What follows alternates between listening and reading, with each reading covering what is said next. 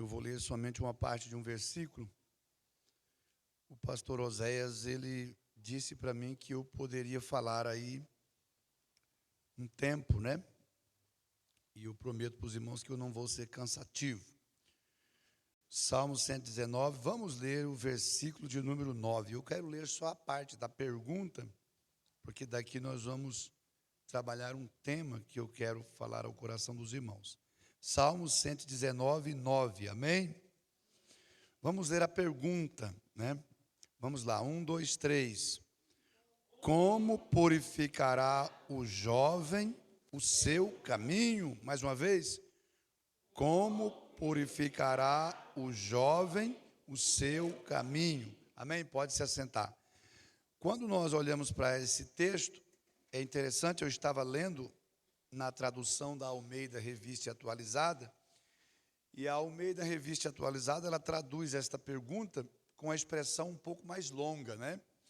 Ela descreve assim: de que maneira poderá o jovem manter puro o seu caminho, né? De que maneira poderá o jovem manter puro o seu caminho? Percebemos nesta pergunta um tom desafiador, né? Sabe quando você está conversando assim e alguém diz, vai ter que fazer. Aí alguém levanta a pergunta, né? Bom, beleza, vai ter que fazer, mas quem que vai fazer? E eu pergunto melhor ainda, como que vai fazer? Não é isso? Então, vocês percebem que sempre na pergunta vem um tom de desafio, né? O pastor Oséias me pediu para vir aqui, eu não queria, por causa da correria da minha vida, mas no momento que a gente combinou que eu viria aqui, eu comecei a pedir a Deus misericórdia, e eu gostaria de falar para vocês nesta manhã sobre algumas realidades, né? São realidades que desafiam a juventude na pós-modernidade. São realidades que desafiam a juventude na pós-modernidade. E a coisa está feia, irmãos, no seio das igrejas. Porque eu, como obreiro e crente, eu já escutei o líder da mocidade chegar para o pastor e falar assim, e aí, pastor, o que é que nós vamos fazer com esses jovens? Né? Então parece até que vocês são um problema, né? E já vi também pastores chegar para líderes, porque a gente conhece muita gente, as pessoas ligam, conversam, contam os problemas, não sei porquê, elas gostam de falar com a gente, mas eu já conversei com líderes, que ele disse para mim, pastor Edilson, o meu pastor está me pressionando, ele disse que eu tenho que dar um jeito de manter essa molecada na igreja, vou fazer o que? Eu vou enfiar o evangelho neles, né? Então é difícil, irmãos, é difícil, porque a pergunta de Davi era esta, né? Acho que Davi, que é o autor do Salmo 119, ele diz, de que maneira poderá o jovem manter puro o seu caminho? Ele escreveu isso 1000 anos antes de Cristo. Se 1000 anos antes de Cristo ele fez essa pergunta, como? Parece que ele está olhando, meu Deus, como que um jovem vai te servir, vai manter o caminho dele?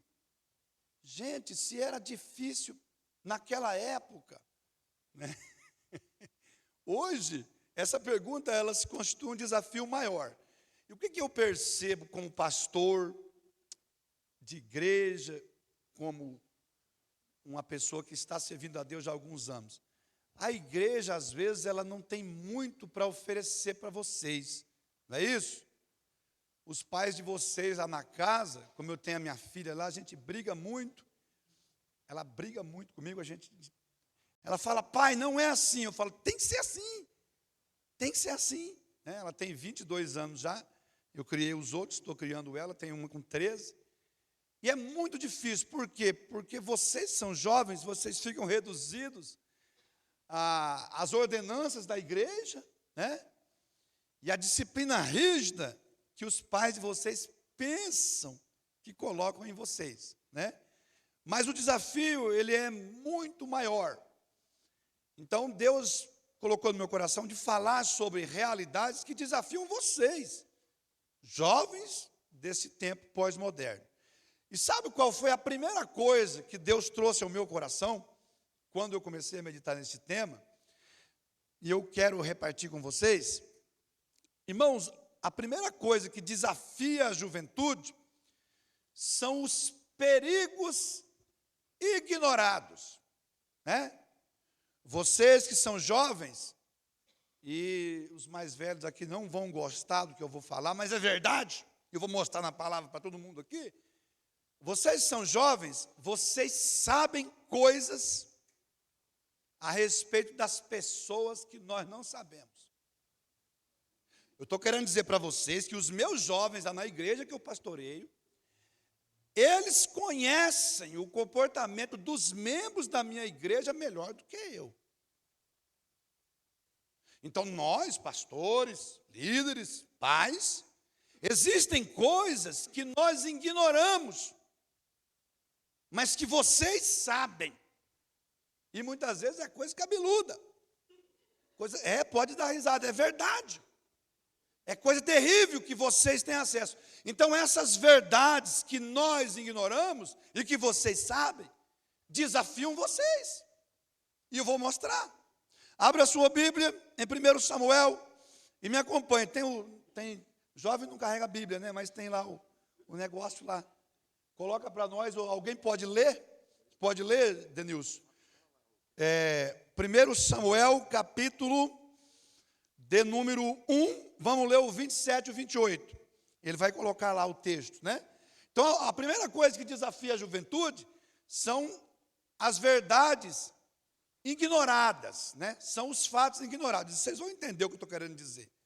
Quando eu disse que vocês sabem coisas que a maioria das pessoas não sabe. Vocês vão entender o que eu estou querendo dizer. Olha lá, ó. Por este menino orava eu, e o Senhor atendeu a minha petição que eu lhe tinha pedido. 28. Por isso também eu o entreguei por todos os dias que viver, pois ao Senhor foi pedido. E adorou ali ao Senhor. Quer dizer, que idade Samuel tinha quando Ana foi lá e entregou ele? Entre 3 e 5 anos. Certo? Gente, o que vocês acham que a Ana pensava? A Ana com Eucana. Ela pegou Samuelzinho, levou lá, deu para o pastor. Falou, vai viver lá na igreja, vai ser uma benção. Vai ser. Agora, está no lugar melhor que tem. Maravilha! A Ana e o Eucana deixou o Samuel lá no templo e voltou para Ramatoim Zofim. E o Samuelzinho, ele foi crescendo. Já foi um milagre ele querer ficar lá. Porque tem de vocês que não quer ir para a igreja de jeito nenhum. Às vezes o pai tem que negociar, né? Não, vai, que se você pegar firme, eu vou trocar seu celular. Vou te dar um laptop. Deixar você passar uma semana com a avó. Deus está revelando aqui. Eu tenho o dom de revelação. Você entendeu? Agora ele com 3 a 5 anos, mamãe agachou, falou, filho, olha, filho, a mamãe não podia ter você, mas Deus te deu, mas você não é meu. Mas eu vou ficar sem a mamãe. Não, você vai ter que ficar lá. Ele, tá bom, mamãe. E ficou. É um milagre ou não é?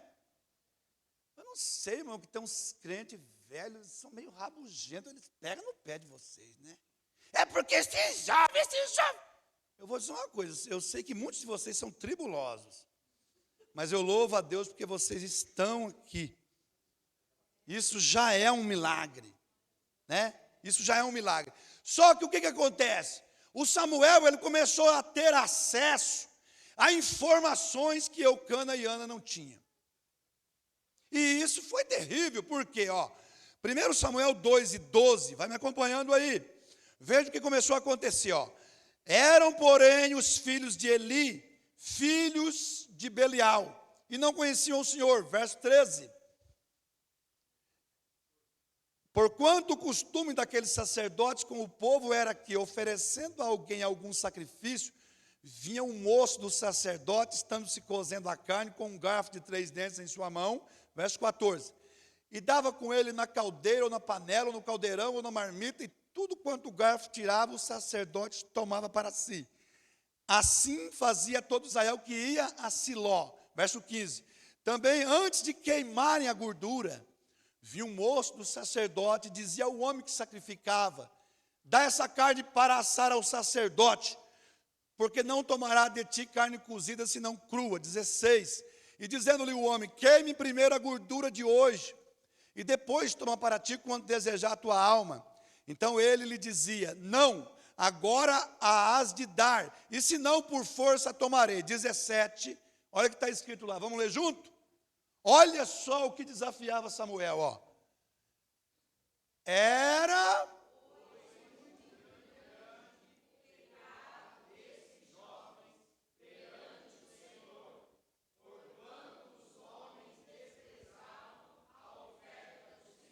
Quando é que o Eucana e a Ana vinham na igreja? Só nas festividades.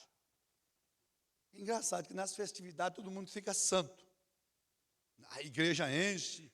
Até o desigrejado vem, vai vir um pregador. É uma benção, né? Só que no dia a dia o que estava acontecendo? O Samuel viu tudo isso. E ele viu mais do que isso ainda, porque na casa de Eli tinha roubo, tinha adultério. E não era só os filhos de Eli que estavam com problema não, porque lá está escrito assim, ó, era pois muito grande o pecado daquela mocidade. Né? Eu já vi moça, que não quer mais vir para a igreja. Mas por quê? Porque vocês que são jovens, vocês estão aqui na igreja, então um é colega do outro. Aí a amizade vai estreitando, o que acontece? Um divide com o outro o seu problema. Eu conversava com um moço um certo dia, e eu falei para ele, vem meu filho, porque eu orava por ele, e aquele dia o meu coração ficou aflito. Eu fui procurá-lo, falei, alguma coisa está acontecendo. Eu fui procurá-lo, falei, rapaz, o que está acontecendo? Fala para mim, pelo amor de Deus. Eu sou o seu pastor, conversa comigo. Aí ele disse, eu não vou mais, pastor, eu não quero. Por causa de algo que eu vi. E eu vi dentro da igreja. E eu não dividi isso com ninguém, mas eu sei. E para mim não dá. Eu não consigo entrar aqui na igreja e ver isto e ninguém faz nada. Isso é um desafio, porque se coloca no lugar de Samuel. Vou perguntar, vocês respondem. Ele pediu para nascer? Não. Ele pediu para a mãe dele entregar ele para Deus? Fala, mocidade, ele pediu? Ele queria morar lá na casa do Eli? Não. Só que agora, mamãe, como é que estava a Ana lá em Ramatoim, Zofim? Meu filho está no melhor lugar. E às vezes o pior lugar, irmão, é aqui. Onde um já está sabendo do pecado do outro. E o inimigo chega e fala assim, mas se ele faz, por que você não pode fazer também? A sua amiga diz, o meu pai está assim, assim, assim, porque meu pai, ele espanca a minha mãe, a minha mãe faz isso com meu pai, o meu irmão, às vezes, e aí vocês têm informações que nós não sabemos, aí você chega aqui, aí os fariseus da igreja sobem lá no púlpito, começam a pregar e falar, e vocês vê.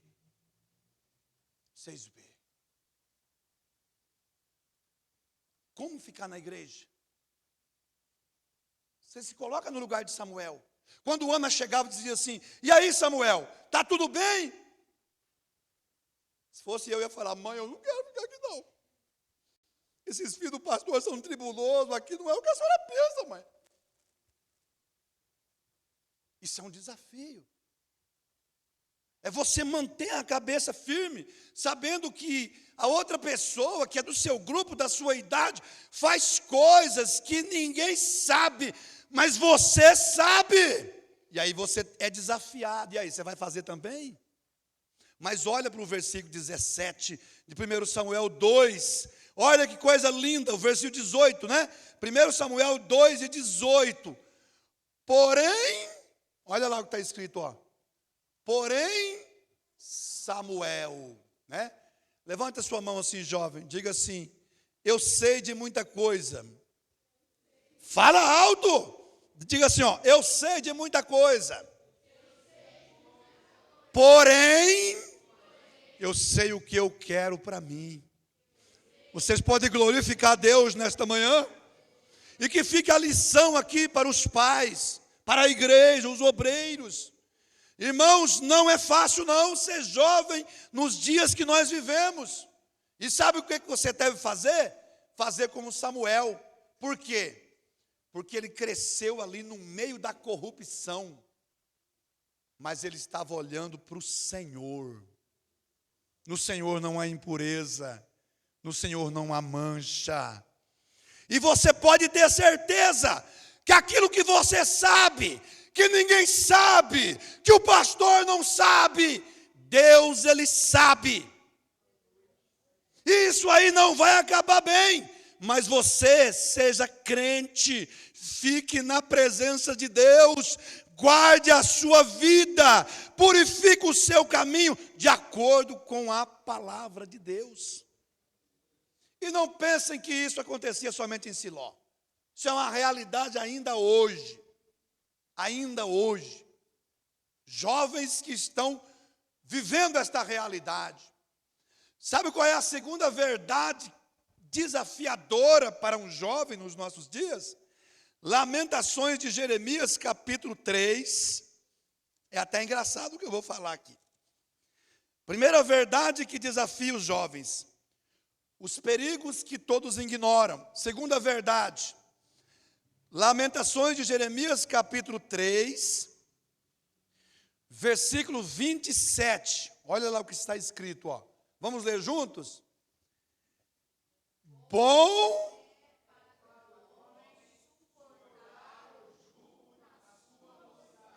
O que é jugo? É aquele objeto, né, de madeira que era posto no animal. E ali está escrito, Jeremias lamentando, ele disse assim, que a mocidade tem um jugo, né? Mas eu não vou aplicar isso em vocês, não. Eu vou explicar para vocês primeiro o que era o jugo de Jeremias. Ainda bem que era ele, né? Jeremias 16, versículos 1 e 2. Vamos ler. Vamos lá. Ó, quando ele falou do jugo da mocidade, no caso dele, o jugo dele era esse. Né? Jeremias 16, versículos 1 e 2. E veio a palavra do Senhor dizendo. Como é que está escrito lá, igreja? Irmãos, mocidade.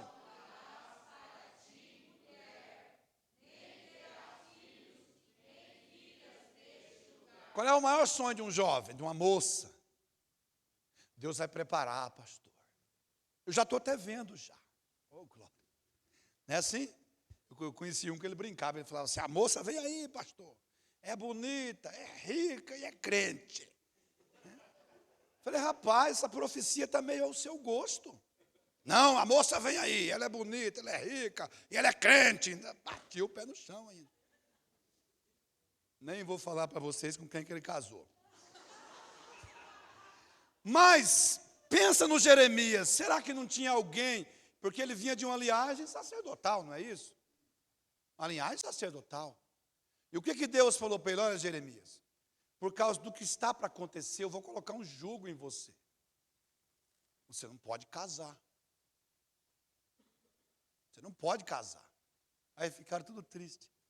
Não é ele, não é vocês não, era ele. Fica calmo, não é vocês. Você não poderá casar e não poderá ter filhos neste lugar. Por quê? Porque quem casar nesse tempo, Deus não estava proibindo, irmão. Deus estava demonstrando ele. Porque se ele tinha a revelação do que estava para acontecer. Se ele escolhesse uma mulher, se casasse e gerasse filhos, a desgraça que a geração dele ia viver poderia abater a casa dele. E Deus falou, você não vai se casar. Então, irmão, o sonho de uma pessoa se resume nisso. Construir uma família, gerar filhos, né? Para fazer como o pastor falou, a questão do xerox, né? Mas ele recebeu esse jugo. Esse era o jugo dele. Qual foi a consequência? Jeremias 15, 17. Jeremias 15, 17. Olha lá, ó.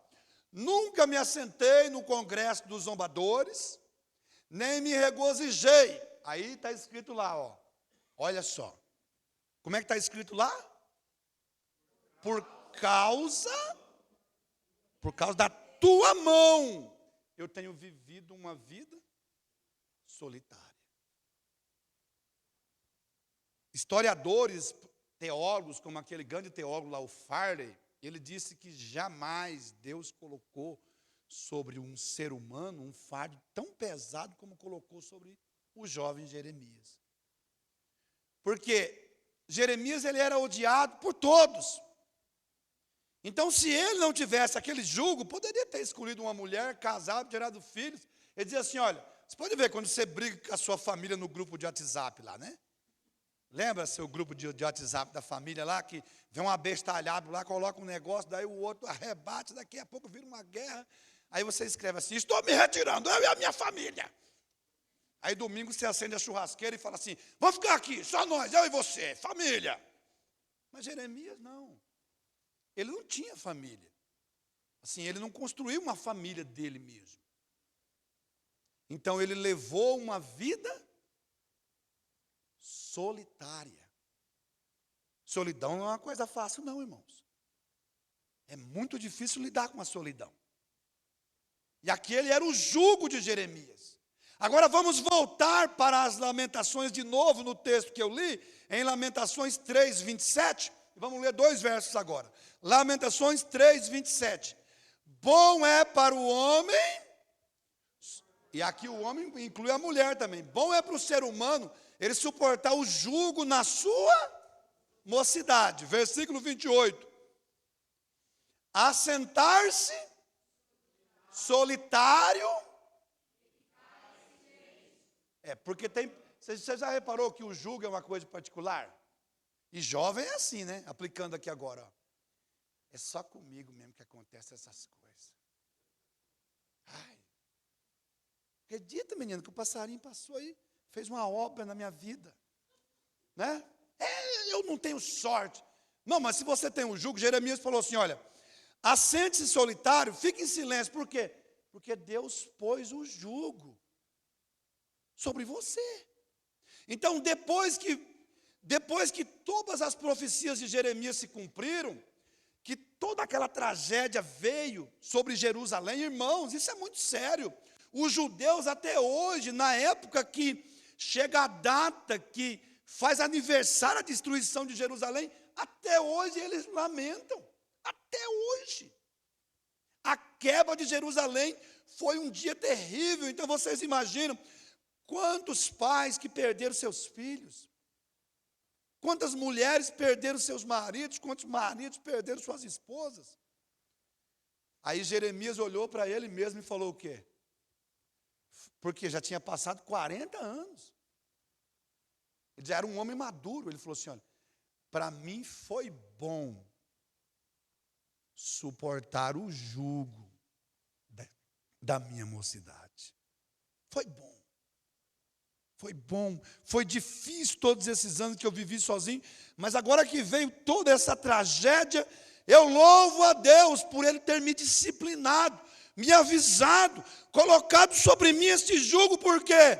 Porque para a nação foi difícil, eu sofri também, mas eu não vi minha mulher morrer, eu não vi meu filho morrer, porque Deus colocou um jugo sobre mim, é o jugo da minha mocidade. É lógico que Deus não vai proibir ninguém aqui de casar. Deus até quer que vocês casem. Né? Casem. Pastor, mas ele é feio. Case. Deus abençoe. Agora, mas o que eu digo é o seguinte. Cada um aqui tem um jugo. Cada jovem aqui tem um jugo individual. Não é isso? O que pode ser o seu jugo? Deixa eu perguntar uma coisa para todo mundo aqui. Família é tudo igual? Hã? Não. Eu sou pastor, eu lido com famílias, não é isso? Então tem jovem aqui, qual é o jugo dele? O jugo dele é que ele está aqui,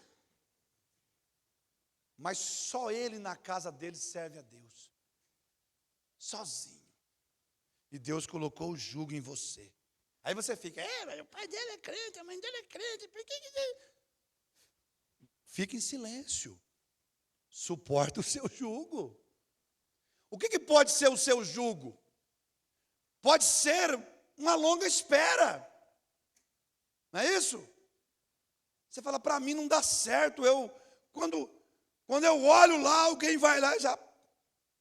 Eu viro o rosto para lá. Minha vez nunca chega. Você está entendendo o que eu estou falando? É o seu jugo. Espera.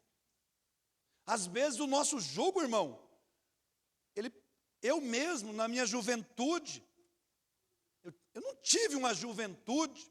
Meu pai me expulsou de casa com 17 anos de idade. Eu fui morar na casa de minhas irmãs. Eu não gosto do meu tempo de juventude. Eu nem tive juventude. Só responsabilidades. É uma coisa que eu questionava muito. Eu dizia assim, mas por que todo mundo tem uma família, tem um pai, pode estar perto da mãe, estar perto de quem ama, e por que eu tenho que viver assim? Só que hoje eu olho para trás e eu vejo que apesar dos problemas da minha família, Deus cuidou de mim e me foi bom suportar o jugo da minha mocidade. Aleluia! Eu não sei, moça, eu não sei, moço, qual é o jugo pesado. Às vezes o jugo é o que o próprio pai e a mãe colocam, porque tem pai e mãe que não conseguem viver os seus sonhos, aí coloca nos filhos. Você vai ter que ser um médico, você vai ter que ser polícia, você vai ter que... E ele tem que viver aquilo ali.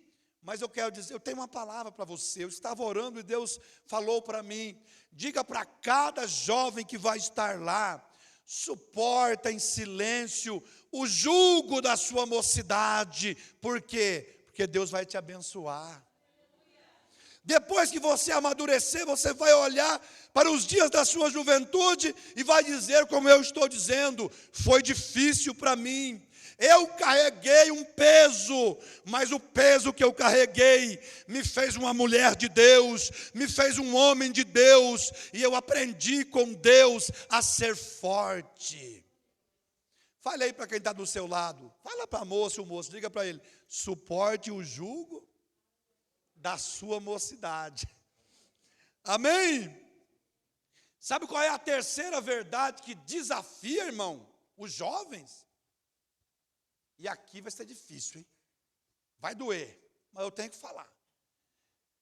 É o desafio que vocês têm de sentir a necessidade de orar. Até eu queria aproveitar que nós estamos conversando aqui. Por que vocês não oram, hein, gente? O que acontece que vocês fogem tanto da oração, não? Jovem é difícil. Meu Deus. Tem um culto de oração. Aí ele vai para a igreja. Aí vai uma para o banheiro e manda zap para outra. Ó, para de orar, vem aqui que nós precisamos falar. Aí a igreja está orando. Mas eu nunca vi evitar tanto orar como a juventude desta geração. E aí, na linguagem vulgar, quando o bicho pega mesmo, já corre na escadinha aqui, ó. Pastor, não precisa conversar. Aí, o que é, meu filho? Pastor, o senhor tem que orar por mim, pastor.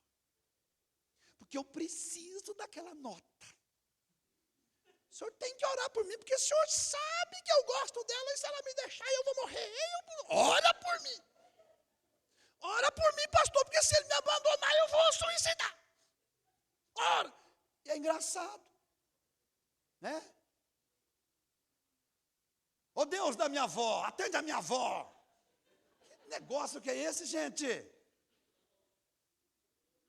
Eu não consigo entender isso. E eu vou falar uma coisa séria para vocês. Não fiquem evitando orar. Por quê? Porque vai chegar uma hora que Deus vai colocar vocês num caminho que de um jeito ou de outro vocês vão ter que orar. Guarda bem o que eu estou falando. Veja o que está escrito em Daniel capítulo 2, versículo 17. Daniel 2, 17. Olha só. O desafio de orar, né? O primeiro desafio é o desafio de vencer os perigos ignorados. O segundo desafio do jovem pós-moderno É o desafio de suportar o jugo da sua mocidade. Aí vem esse desafio aqui, é o desafio de sentir a necessidade de orar. O que é você sentir a necessidade de orar? Não é porque a sua mãe pega no seu pé, não é porque o líder pega no seu pé, não é porque o pastor colocou uma lei que tem que orar. Não! É porque você deveria sentir essa necessidade. Olha lá o que está escrito. Ó. Então Daniel foi para a sua casa e fez saber o caso a quem? A Ananias, Misael e Azarias, seus companheiros. Verso 18. Para que pedissem misericórdia ao Deus dos céus. O que o Daniel saiu do palácio? Ele pediu um tempo para revelar o sonho do rei. Qual era o decreto do rei? Se ninguém decretar, ninguém revelar o que eu sonhei, não explicar o que eu sonhei, vai morrer todos os sábios de Babilônia. Quem eram esses 4 camaradas?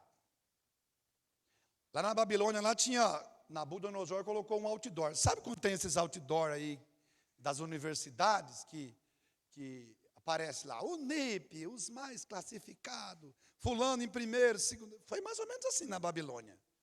Daniel, Ananias e Azarias estavam lá no outdoor de Babilônia. Eles eram os 4 melhores da Universidade de Babilônia. Ele está entendendo o que eu estou falando, está dando risada ali. Presbiteriano, assembleiano. Né? Eu brinco com ele. Mas, irmão, não é esse texto o maior milagre da Bíblia? É mais fácil um cego ver do que acontecer um negócio desse. Os jovens fizeram um culto de oração, sem ninguém mandar. Se os jovens falar para o pastor José, não, fazer uma vigília aqui meia-noite, tem certeza que ele vai vir. Eu vou lá, isso não pode ser. Mas o que eu estou tentando dizer? É que Daniel falou, gente, a gente vai morrer.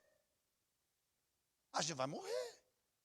Porque eu pedi um prazo, e se dentro do prazo ninguém fazer nada, se Deus não revelar o que esse homem sonhou aí, ele vai cortar a cabeça de todo mundo. Então a gente vai orar. Vai orar. E às vezes eu acho que a mocidade às vezes não ora também por falta de alguém fazer saber a eles o caso. E que caso? O caso que orar é uma questão de sobrevivência. Se você pegar as estatísticas hoje dentro da Igreja Assembleia de Deus, guardem bem o que eu estou falando, irmãos. A frequência aos cultos está diminuindo cada vez mais em todas as igrejas. Em todas as igrejas. E sabe o que está acontecendo? Os pastores, eles estão sendo pressionados pela membresia da igreja. Dizer assim, pastor, diminui o culto. A irmã lá veio falar para mim, já uns 2 anos atrás, por que o senhor não tira o culto de sábado? Eu falei para ela, se o senhor não quer vir, não precisa vir.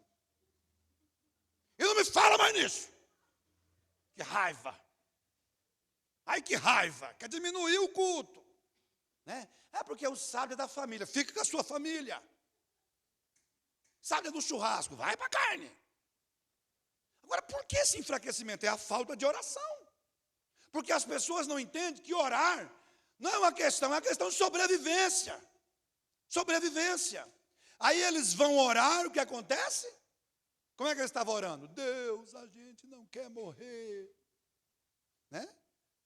Salva todo mundo. Aí Deus teve misericórdia, mostrou para Daniel. E a oração, irmãos, ela sempre vai mostrar uma vida de oração nos dias da juventude de uma pessoa, vai refletir. Por quê? Porque Deus revelou para quem? Para Daniel. Mas Daniel não esqueceu, né? Daniel 2,49. Veja o que ele fez, ó. Depois que ele foi lá, revelou o sonho. Daniel 2,49. Olha o que está escrito. Vamos ler juntos? E pediu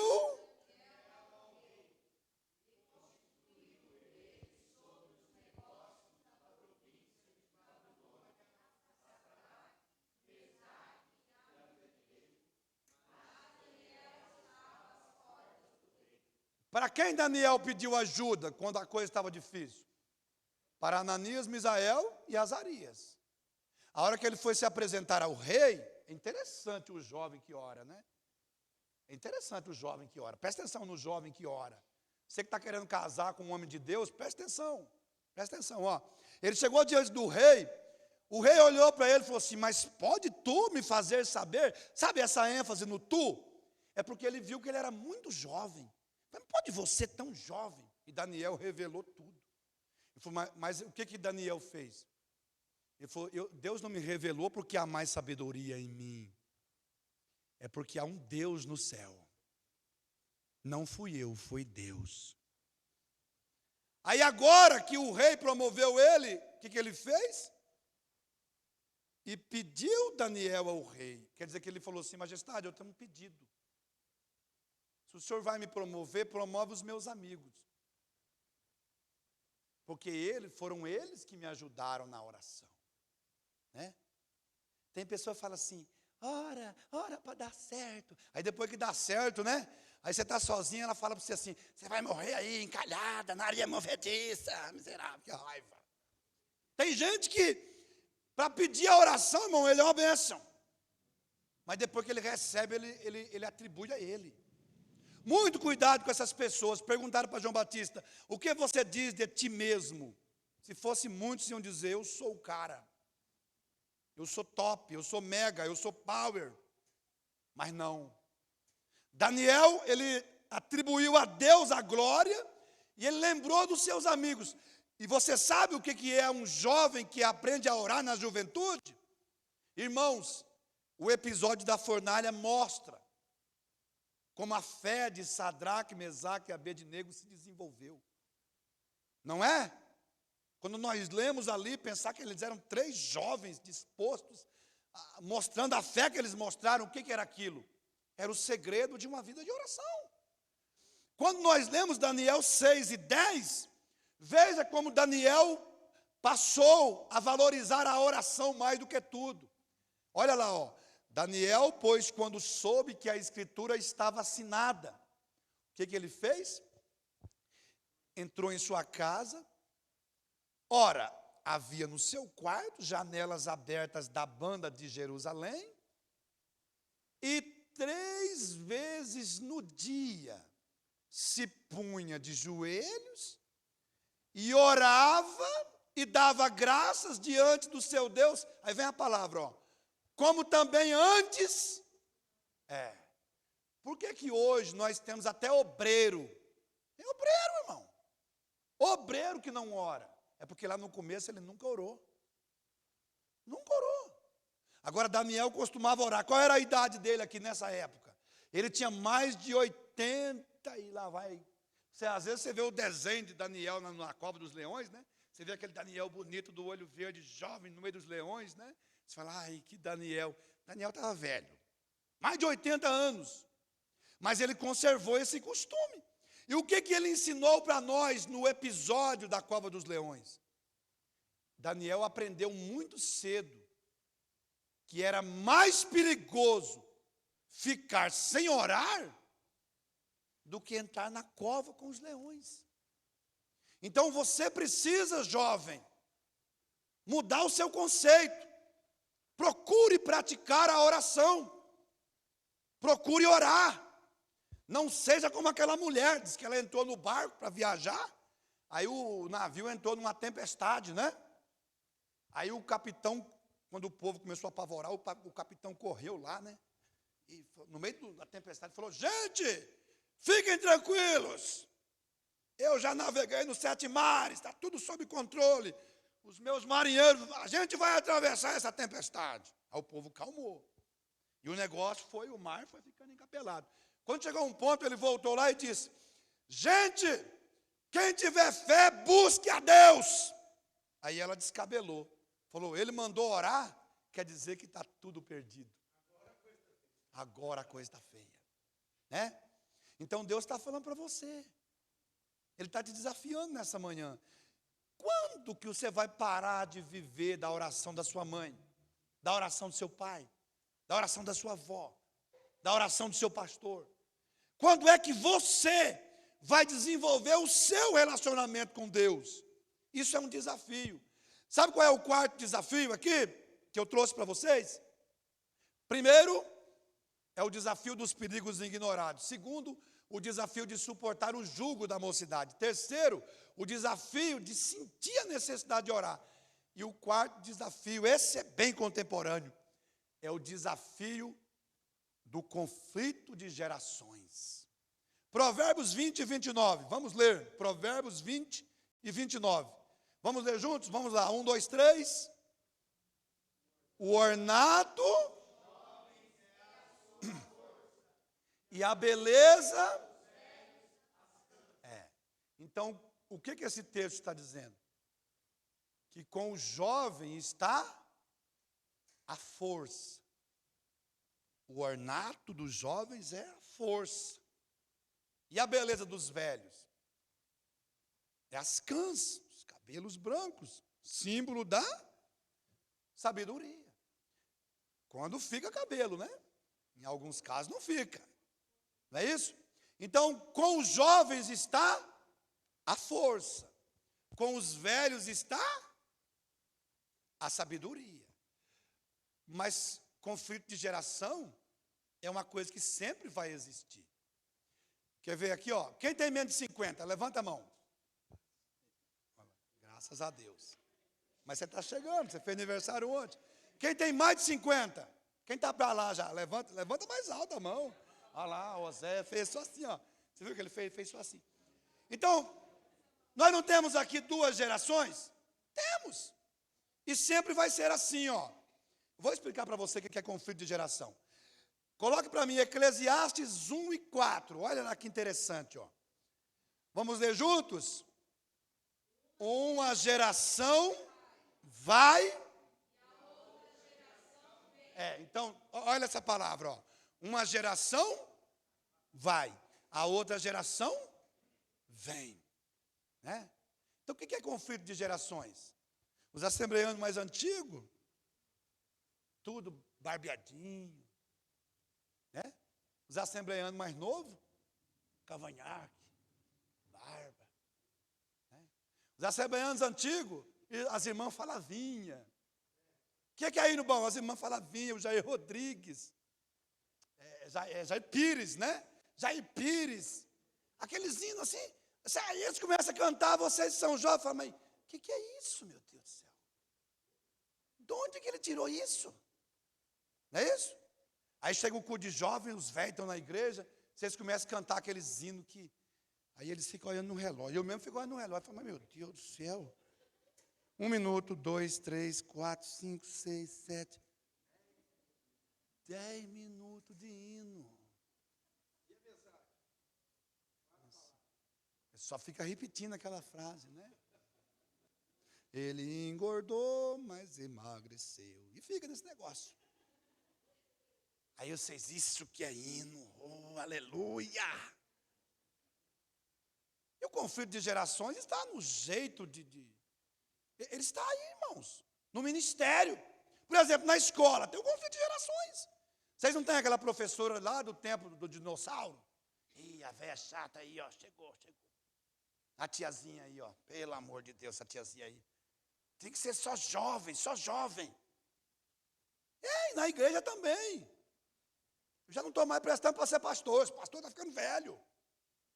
Então esse conflito, ele existe na nossa casa. Quando seu pai chega, minha filha, ó pai, o senhor é de outro tempo, é a velha guarda. O senhor não está ligado, pai. Coisa não é assim não. Então sempre vai existir isso. O nome disso é conflito de gerações. E se a gente não tomar cuidado? Isso divide a igreja. Algumas igrejas já estão divididas, literalmente, por conta disso. Agora, o que é que a Bíblia ensina? O que é que a Bíblia ensina? Quando eu era novo, aconteceu algo na minha vida que me fez entender o valor das pessoas com mais idade na igreja. Não é isso? Eu fui num culto, e eu naquela força, preguei, Deus tomou a igreja. Outros tempos, outras épocas, vocês não existiam ainda. Aí fui para a cantina, comer, estava lá comendo. E tinha um senhor assim, ele era branco, cabelo branco. E ele está comendo assim, olhando para mim, comendo e olhando para mim. Porque quando a pessoa é espiritual, ela pode estar na carne, mas ela está no espírito também. Ele está comendo. Daqui a pouco ele levantou assim, começou a marchar e veio assim, colocou o dedo bem no meu nariz, começou a falar em língua, começou a profetizar para mim. Ele disse: meu filho, guarde bem o que eu vou te dizer. O segredo de você ser é você respeitar aqueles que já são. E aquela palavra entrou no meu coração. Eu comecei a entender. Porque quando a gente é novo, a gente fala: mas essa velhada não está com nada. Você que é jovem, você vê a velhinha lá atravessando a rua. Aí você fala assim: coitada da velhinha, está só o pó. Mas para onde que você está indo? É só uma questão de tempo. É uma questão de tempo. Vai tirando xerox, né, pastor Irati? A cópia vai saindo cada vez mais apagada. Vai chegar um dia que você será irreconhecível. Essa é a realidade. O tempo, ele faz estrago. Mas o que é que Deus quer? Que nós sirvamos uns aos outros. Nós sirvamos uns aos outros. E a Bíblia mostra isso. Você quer ver? Ó, vamos ler alguns textos. Êxodo 24, versículo 12. Coloque para mim. Êxodo 24 e 12. Então disse o Senhor a Moisés: sobe a mim ao monte, fica lá, e dar-te-ei as tábuas de pedra e a lei e os mandamentos que tenho escrito para os ensinares. Verso 13. E levantou-se Moisés com Josué, seu servidor, né? Diga comigo: Josué servia Moisés. 1 Samuel 3 e 1. Josué servia Moisés. 1 Samuel 3 e 1. E o jovem Samuel servia ao Senhor perante Eli. Ele servia o Senhor, mas servia também a Eli. Coloque para mim 1 Reis 19, 21. Olha o que o texto diz, ó. Voltou, pois, de atrás dele, e tomou uma junta de bois, e os matou, e com os aparelhos dos bois cozeu as carnes e as deu ao povo e comeram. Agora olha esse texto, ó. Então, como é que está escrito? Se levantou e seguiu a Elias e o servia. Repita comigo: Josué servia Moisés. Samuel servia Eli. E Elias servia Eliseu. E 2 Reis 3, coloca o versículo 11 para mim. 2 Reis 3 e 11. Olha o que esse texto está dizendo, ó. E disse Josafá: não há aqui algum profeta do Senhor para que consultemos ao Senhor por ele? Então respondeu um dos servos do rei de Israel e disse: aqui está Eliseu, filho de Safate. Como é que está escrito ali?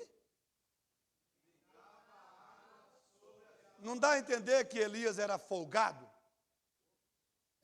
Parece que ele era meio folgado, né? Porque o texto, uma outra versão diz que Eliseu era o servidor pessoal de Elias. Ele falava assim: Elias, eu quero lavar as mãos. Ele falava: espera aí que eu vou pegar água para o senhor.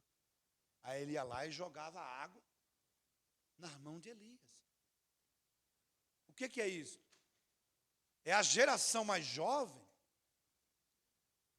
Irmão, é fácil para um jovem que está cheio de força, ele caminhar junto com um ancião, um velho, que não tem o vigor que ele tem? Você acha que uma pessoa que nasceu lá nos anos 70, que nem eu, vai entender você que nasceu agora no outro século? Não. Mas vocês têm que ter paciência comigo. Por quê? Porque nós temos que servir uns aos outros. Por que hoje não está se levantando grandes líderes? E é engraçado isso, né? Josué serviu Moisés. Quem que ele se tornou? Um grande líder. Samuel tinha tudo para não servir Eli. Porque ele via tudo. Mas ele serviu Eli. O que ele se tornou? Um grande líder. Eliseu serviu Elias. No que ele se tornou? O seu sucessor. Então, não pensem vocês que a força que vocês têm é suficiente para realizar o propósito de Deus na sua vida. Você precisa também do apoio de uma liderança mais experiente. Por exemplo, quando a gente olha, né? A gente olha para a Bíblia, a gente tem que entender, irmãos, que as duas gerações, elas precisam andar juntas. Juntas. E é o que não está acontecendo, né? Porque os velhos, quando a gente vai na reunião de ministério, um dia eu estava sentado, pastor José, dentro da reunião de ministério na igreja, aí o pastor falou assim, vamos ouvir o pastor Matusalém. Pensa, 969 anos de ministério. Até ele levantar, aí o irmãozinho do meu lado falou assim, agora até ele chegar no púlpito, né? Aí ele vai. Você não vai chegar mais lá. Aí quando o irmão virou para a igreja, ele falou assim, é hoje, prepara. Aí eu olhei para ele, não tem nem barba ainda. Mal sabe dar um nó numa gravata. E zombando do ancião. Aí Deus tomou o velho e usou ele. Deu vontade de falar, é para você, miserável, recebe. Mas eu peguei só a parte que cabia para mim. Irmãos, vamos dar valor para os anciãos que estão dentro da igreja. É certo que eles não sabem navegar na internet como vocês. É certo que eles não têm os conhecimentos que vocês têm. Mas vocês precisam ter paciência, por quê? Porque tudo que existe aqui de legado, a harpa que você carrega, a Bíblia que você carrega, o templo que você está aqui adorando a Deus, foram eles que fizeram. Então nós temos que servi-los com amor e ter paciência. Por quê? Porque eu tenho uma palavra para você. Como é que é a vida? A vida é assim, é como isso aqui, Hoje você é jovem. Amanhã você será velho. Se tudo seguir naturalmente, você será velho. Então, todo jovem que ele não quer respeitar muito a opinião de pai e mãe, de liderança, de obreiro, de pastor, de igreja. O meu conceito de igreja é novo, eu tenho uma nova visão. Não. Se você não respeitar a geração velha, a hora que você ficar velho, ninguém vai querer olhar para você, ninguém vai te respeitar, porque tudo que você plantar hoje, você vai colher amanhã. Guarde isto. Então, qual é a vontade de Deus com relação a esse conflito de geração? Segundo Reis 2, versículo 6, coloca para mim o texto. E o meu tempo já está terminando aqui, eu já vou parar. E Elias disse, fica-te aqui porque o Senhor me enviou ao Jordão. Mas ele disse, vive o Senhor e vive a tua alma, que te não deixarei. Como é que está escrito lá? E assim, quem foi junto? O velho ancião e o seu jovem discípulo. Esta é a vontade de Deus. É que os velhos e os jovens caminham juntos para fazer a obra de Deus. E essa realidade está desafiando esta geração. E a última realidade aqui, o último desafio que eu quero trazer para vocês, é a questão, irmão, da experiência com Deus, né? Quem aqui nasceu no Evangelho? Levanta a mão para mim ver. Nasceu já de pais crentes na igreja. Olha aí, ó, a maioria das pessoas. Então, sabe qual que é o problema de quem nasce na igreja? Falta de experiência com Deus, né? Falta de experiência com Deus. O que é que Jesus falou para o Nicodemos? É necessário nascer de novo. Qual foi a pergunta do Nicodemos? Coloca para mim lá, João 3:9.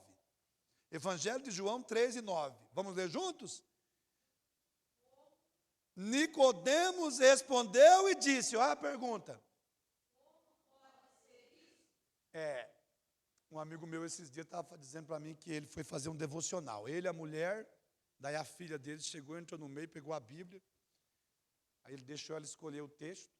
Ela leu o texto e ele começou a explicar, fazendo ali um estudo bíblico doméstico. Aí ela falou, meu Deus, como é que escapa do inferno, pai? Aí ele disse, tem que nascer de novo. Aí veio a pergunta, né? Mas como que eu sei se eu nasci de novo? Como que eu sei se eu nasci de novo? Aí eu te pergunto, você está na igreja, mas você tem certeza que você nasceu de novo? E como você pode saber se você nasceu de novo? Por quê? Porque aquele jovem que veio lá das drogas, da bebida, do mundo, nós que nos convertemos do mundo, a gente diz assim, não, a minha vida, até tal dia eu vivi no pecado, mas hoje Jesus me lavou. Aí você é tentado a olhar e falar assim, mas eu já nasci limpo. A natureza de Adão está dentro de você. E o problema de muitos hoje dentro da igreja é exatamente isso. É como o problema de Samuel. Coloca para mim lá, 1 Samuel 3, 1 Samuel 3:7. Olha lá, como é que está escrito? Porém, ele não conhecia o Senhor. Mas que coisa interessante, né? Por que ele nasceu? Por causa de uma oração que a mãe dele fez. Não é isso? Aí o que aconteceu quando ele tinha de 3 a 5 anos? A mãe dele foi e deu ele para a igreja. E ele ficou lá na igreja. Ali ele já era um adolescente. A voz começou a chamar e ele não conhecia o Senhor. Aí eu pergunto para a moça, para o moço que está aqui. Não estou perguntando se você conhece a Bíblia. Não estou sabendo, não estou perguntando se você não conhece os problemas da igreja. Eu queria perguntar para você, em que momento, desde que você nasceu, foi consagrado no altar, que você cantou com as crianças, perturbou os diáconos, atribulou, porque você era tribuloso, tribulou os diáconos, até esse momento, que dia na sua vida você pode dizer assim, não, aquele dia, Deus me achou. Eu senti a presença de Deus. Aquela palavra foi para mim, aquela profecia foi para mim. Eu tive uma experiência com Deus. Não são poucos, pastor Oséias, que apesar de estarem toda a sua vida dentro da igreja, não tiveram ainda uma experiência com Deus. E sabe qual que é o problema da nossa geração? É a ausência do sobrenatural. É como o texto de Juízes 6, coloca para mim, versículos 12 e 13, é o último texto, não vou ser cansativo. Veja só, então o anjo do Senhor lhe apareceu e lhe disse, o Senhor é contigo, varão valoroso. Falou para o Gideão, né? Quem era o Gideão? Filho de crente. Agora veja o que ele respondeu, versículo 13. Mas Gideão lhe respondeu, ai, Senhor meu, se o Senhor é conosco, então por que tudo isso nos sobreveio? Aí ele fez uma pergunta, ó.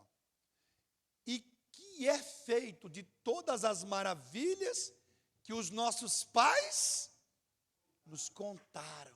Quer dizer, que ele escutava falar de muitas coisas sobrenaturais, mas ele mesmo nunca tinha visto. E o que é o problema de vocês, jovens, os jovens dessa geração?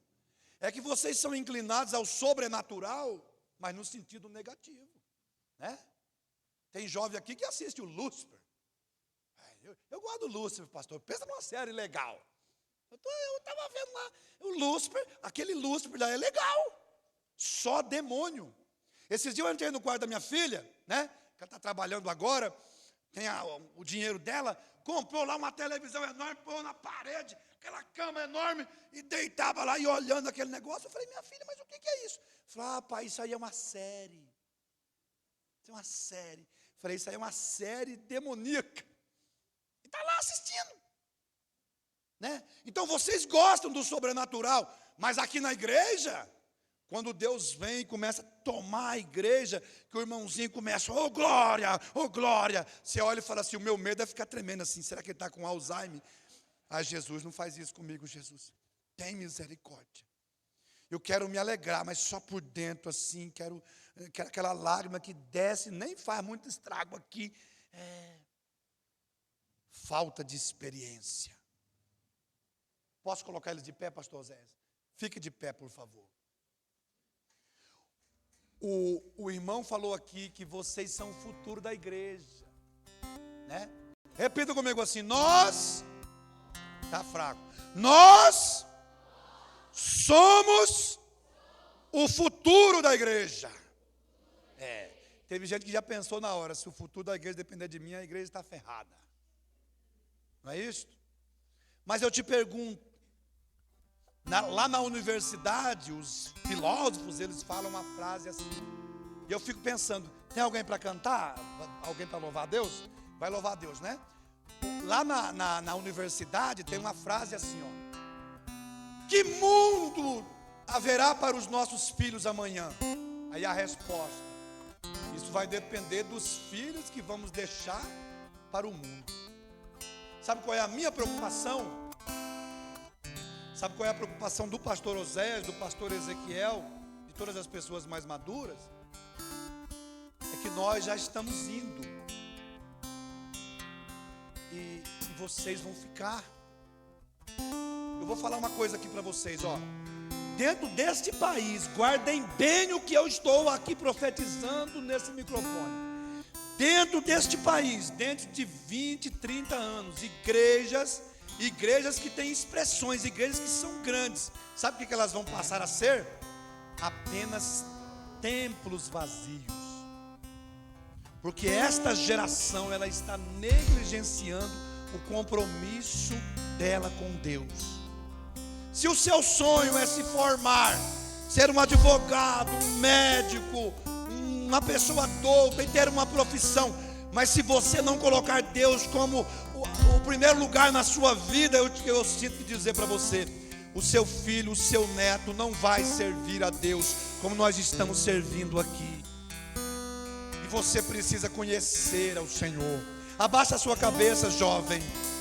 Comece a meditar em tudo que você ouviu, tudo que desafia você nesses dias, e deseje no seu coração, diga, Senhor, eu passei a minha vida inteira dentro da sua casa, eu quero ter uma experiência contigo.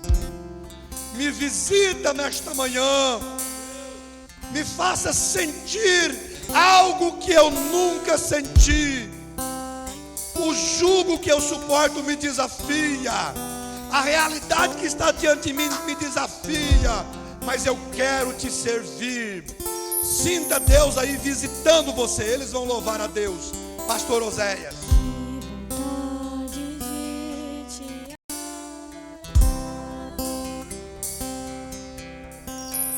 Que vontade de ficar aqui e te adorar,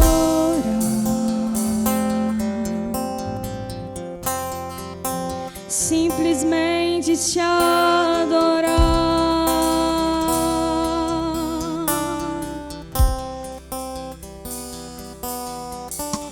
sem me importar com os que estão por perto, pode ser aqui ou em um lugar secreto te adorar.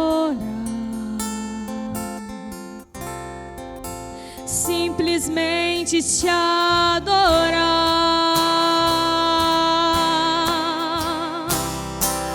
simplesmente te adorar,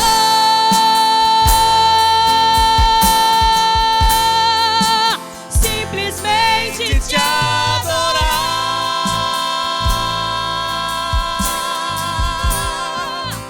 Os meus olhos são pra te olhar, o meu coração pra te amar. Meu maior desejo hoje é simplesmente te adorar.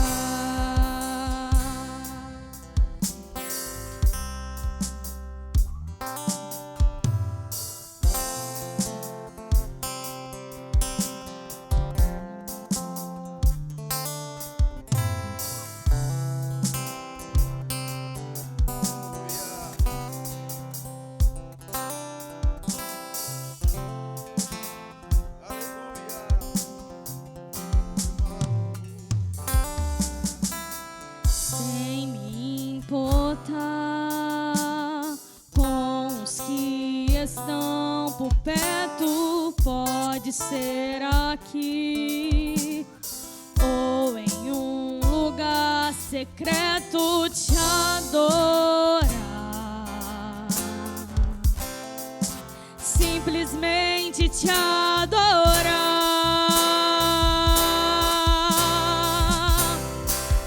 simplesmente te adorar,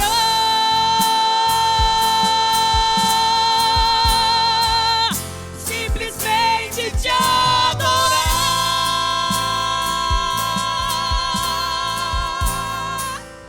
Os meus olhos são pra te olhar, o meu coração pra te amar. Meu maior desejo hoje simplesmente te adorar,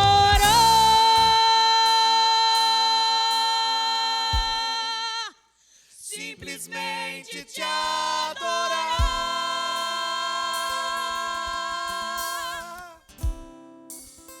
Os meus olhos são pra te olhar, o meu coração pra te amar. Meu maior desejo hoje é simplesmente te adorar.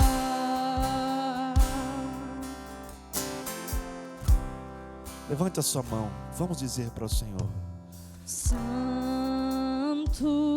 aleluia. Santo, tu és santo.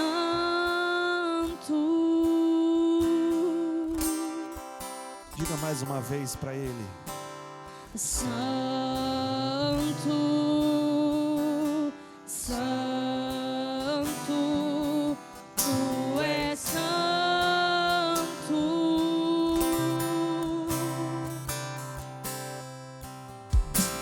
Santo,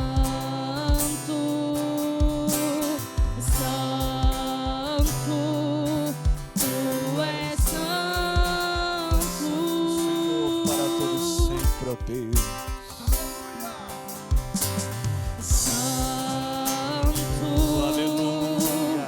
Santo, tu és santo.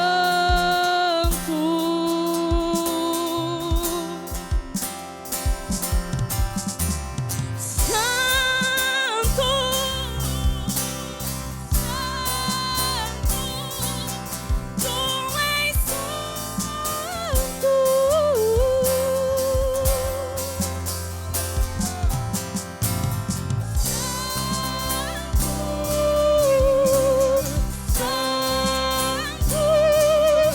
tu és santo. Simplesmente te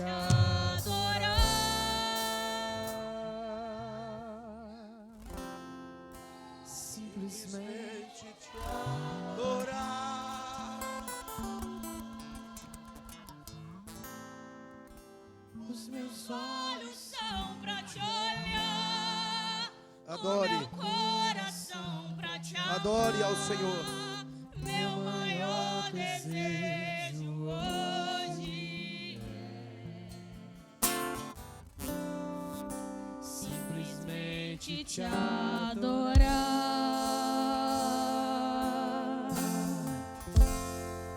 Simplesmente te adorar. Glória a Deus. Os Meus olhos são pra te olhar, o meu coração pra te amar.